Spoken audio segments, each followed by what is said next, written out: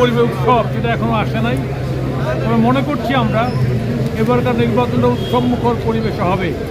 আমি আশা করব যে সমস্ত দল ক্ষমতার দাবিদার তারা ক্ষমতায় আসার আগেই ক্ষমতায় এসে গেছেন, এই ভাব নিয়ে যারা নির্বাচনটাকে দেখতেছেন, আমি তাদেরকে বিনয়ের সাথে অনুরোধ করব, নির্বাচনটার জনগণ মালিক, তাদের উপর ছেড়ে দেন। তারা যাদেরকে ভোট দিবে, যেই পার্টিকে ভোট দিবে, সেই পার্টি ক্ষমতায় আসবে, আমরা হাততালি দিয়ে তাদেরকে গ্রহণ করব। জোর জবরদস্তি করার দিন শেষ। গণতন্ত্রের বাংলাদেশ, এখানটায় সবাই শান্তিপূর্ণভাবে হেসে খেলে গলা ধরাধরি করে ভিন্ন ভিন্ন মতের প্রার্থীকে ভোট দেবে। ভিন্ন ভিন্ন মতের প্রার্থীদের যেমন কোলাকুলি করে চলবে, ভোটাররাও হাত ধরাধরি করে গোলাগুলি করে ভোট যাবে, এই কামনাই করি।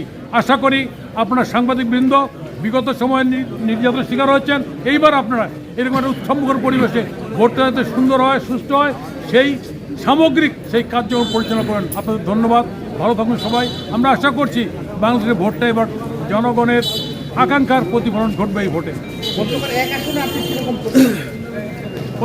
তুমুল প্রতিদ্বন্দ্বিতাপূর্ণ ভোট হবে এখানটায়।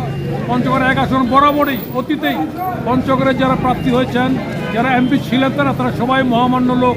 আমি গভীর প্রধান সাহেবের নাম বলি, মির্জা গোলাম হাফিজ, ব্যারিস্টার জমিউদ্দিন সরকার, সিরাজুল ইসলাম সহ যারা ছিলেন, সবাই অনেক জ্ঞানী গুণে গুণান্বিত ছিলেন।